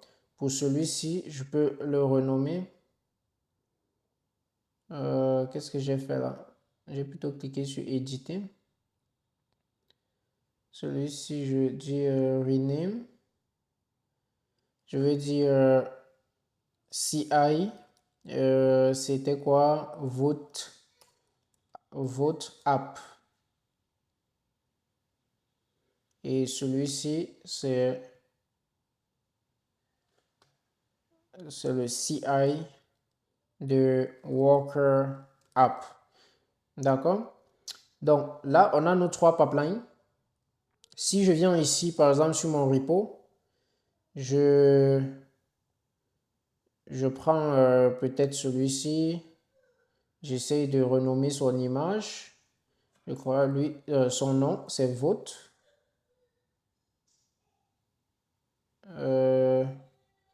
File not found.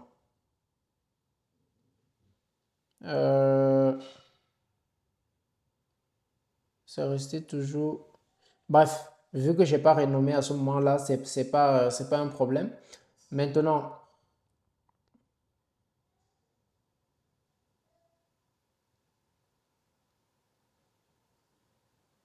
bon, ça va. Ce que je voulais vous montrer tantôt, avant que je ne vienne ici, si je rentre en arrière sur Voting App, c'est ici, il y a ce concept. J'ai d'abord vu ça. Comment il a disparu? Il est où? Il est où? Il est où? Blablabla.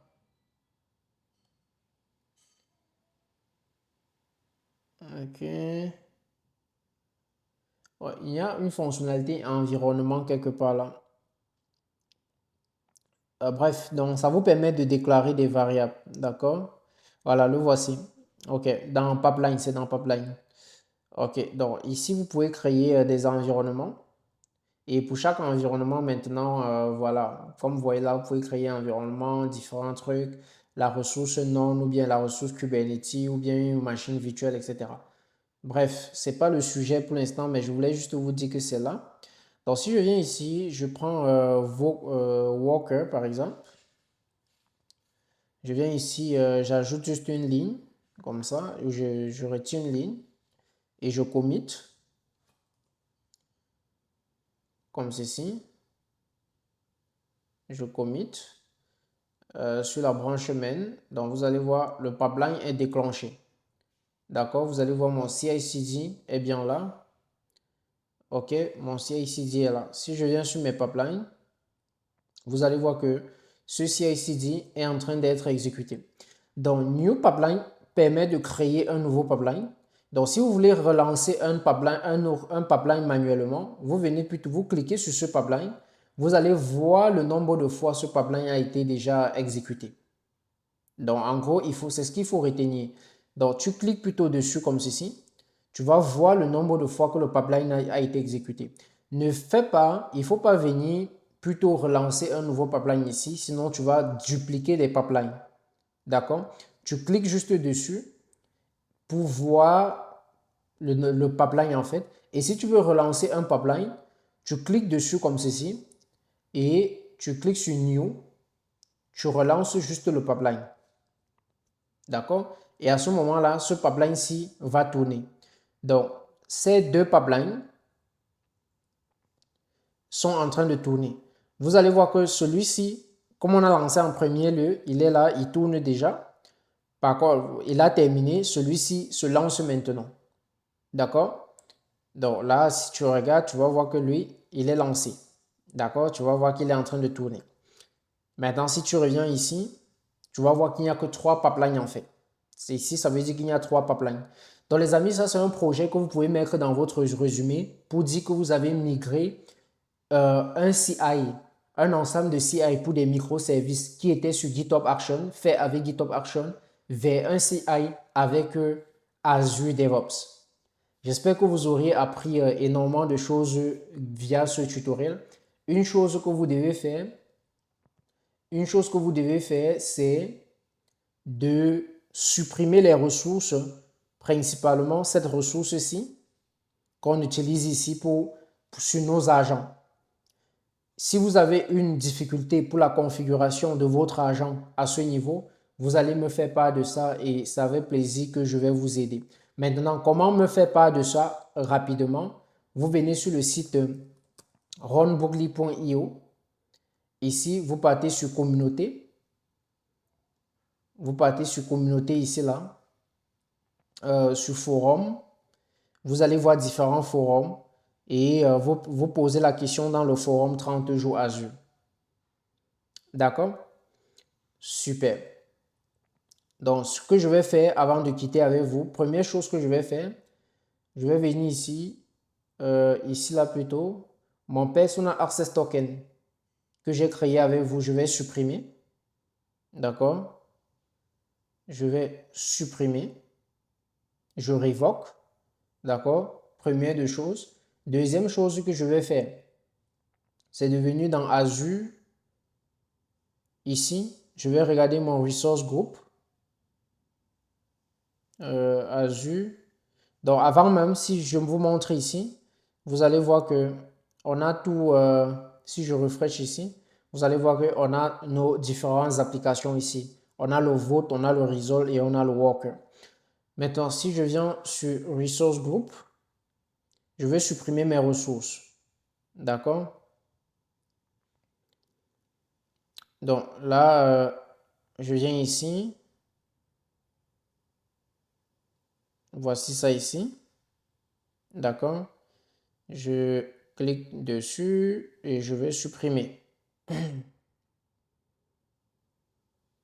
Vous pouvez voir tout ce qu'il y a à l'intérieur. Là, je vais cliquer sur supprimer.